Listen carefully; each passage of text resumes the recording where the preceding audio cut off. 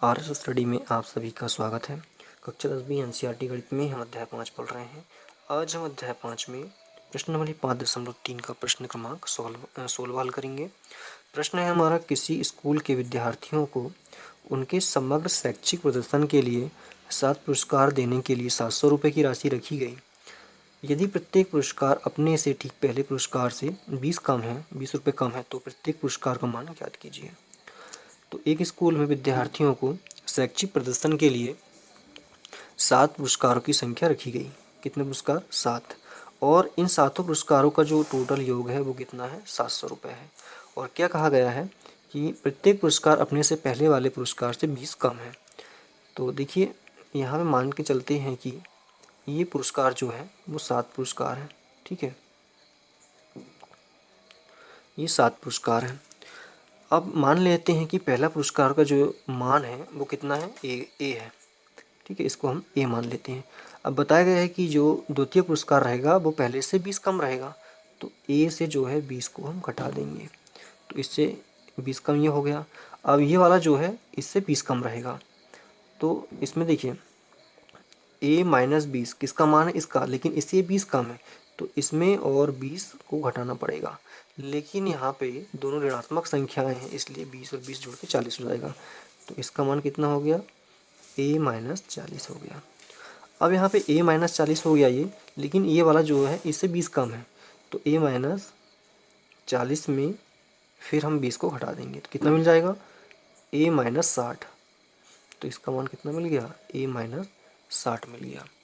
उसी प्रकार यहाँ पे इसका मान जो है, यहाँ पे 20 माइनस हुआ, यहाँ 40 माइनस हुआ, यहाँ 60 माइनस हुआ, तो यहाँ पे ए में कितना माइनस हो जाएगा? 80 माइनस हो जाएगा। फिर यहाँ पे ए में 100, फिर ए में 120। तो इस तरह से ये पुरस्कारों की संख्या की श्रेणी हमको मिल चुकी है। तो यहाँ पे अगर हमने ए का मान निकाल लिया तो ए का मान रख के हम सारे पुरस्कारों की संख्या निकाल सकते हैं। ठीक है, तो चलिए पहले श्रेणी बना लेते हैं। तो दोस्तों, हमने यहाँ पे लिख लिया है कि पुरस्कारों की जो समांतर श्रेणी है वो इस प्रकार की है: ए माइनस बी, ए माइनस 20, ए माइनस 40। इस तरह से हमने एक श्रेणी यहाँ पे बना ली है। तो अब प्रश्न में हमको क्या क्या चीज़ दिया है वो ध्यान से पढ़ के हमको लिखना है। तो इसमें हमको बताया गया है कि विद्यार्थियों के लिए पुरस्कारों की संख्या 7 रखी गई है। ठीक है, पुरस्कार की संख्या कितनी रखी गई है? 7 रखी गई है। इसका मतलब क्या हुआ कि यहाँ पे जो पदों का मान है, मतलब पदों की जो संख्या है वो कितनी है? 7 है। ठीक है, 1 2 3 4 5 6 7 है, तो यहाँ पे n का मान कितना हो जाएगा? 7 हो जाएगा। उसी प्रकार पुरस्कारों का जो योग है, मतलब पुरस्कारों की जो संख्याओं का योग है वो कितना है? 700 रुपये है। तो यहाँ पे जो SN का मान दिया है हमको वो 700 रुपये दिया है। ठीक है, पदों का जो योग है उसको हम SN से दर्शाते हैं, जिसका मान हमको 700 रुपये दिया है। उसके बाद में क्या बोला गया है कि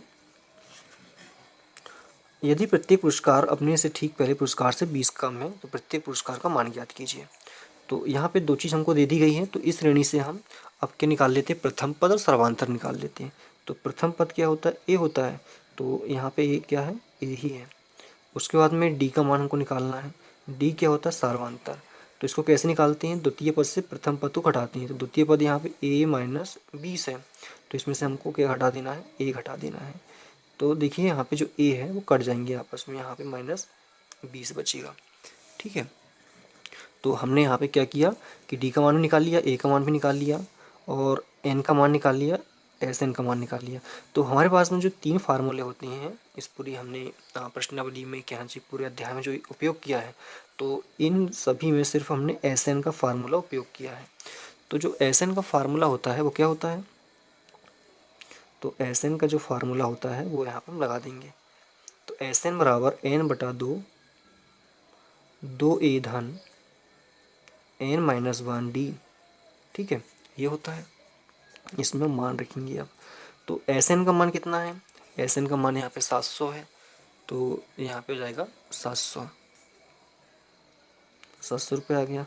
एन का मान कितना है? 7 है, तो यहाँ पे 7 हो जाएगा बटे 2। ए का मान कितना है? ए है, तो ए ही आ जाएगा। धन एन का मान कितना है? 7 माइनस 1। डी का मान कितना? -20, तो ये -20 आ गया। तो ये हो गया 700 माइनस 7 बटा 2 2A धन, सात में से एक गया तो 6 बचेगा, और ये -20। उसके बाद में 20 700 7/2, और ये हो जाएगा 2A, 6 का गुणा -20 के साथ होगा तो ये क्या मिल जाएगा हमको 120, लेकिन ऋण का मिल जाएगा।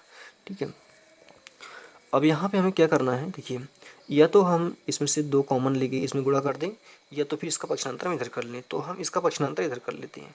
तो 700 जब इसका पक्षांतर इधर होगा तो इसमें जाएगा गुणा में, इसमें जो गुणा में इधर भाग में जाएगा तो ये पलट जाएगा। तो ये 2 है, इसके साथ ऊपर चला जाएगा गुणा में, और ये 7 नीचे आ जाएगा। तो यहाँ पे हमारे पास ये रह जाएगा 2A - 120। तो ये कट जाएगा, 7 एकम 7, 7 एकम 7, और ये डबल जीरो साथ में जाएंगे। तो 100 गुणा 2 मतलब 200 हो गया यहाँ पे। 200 बराबर 2A - 120।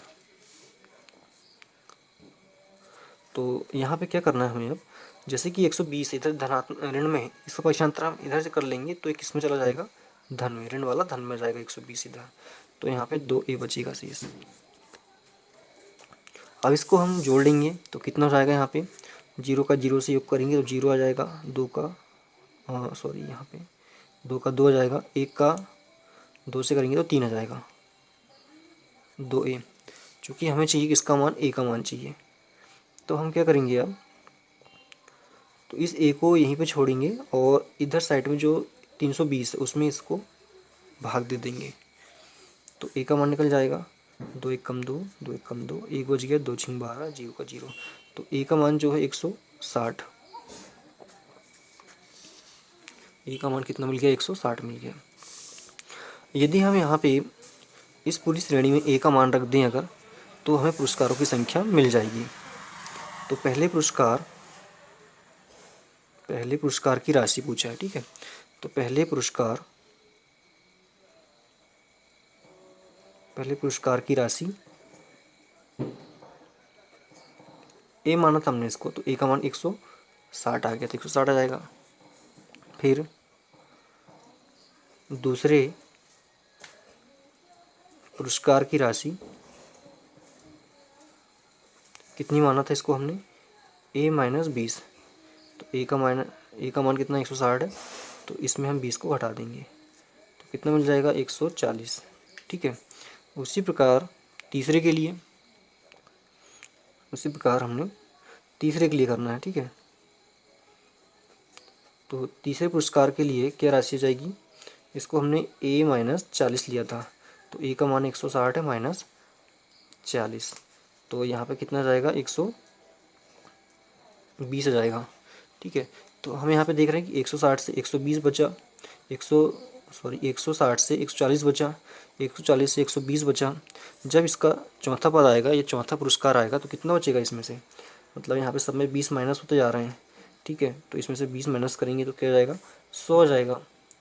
ठीक है, उसके बाद में फिर अगला के लिए, पाँचवें के लिए क्या जाएगा, इसमें से 80 आ जाएगा।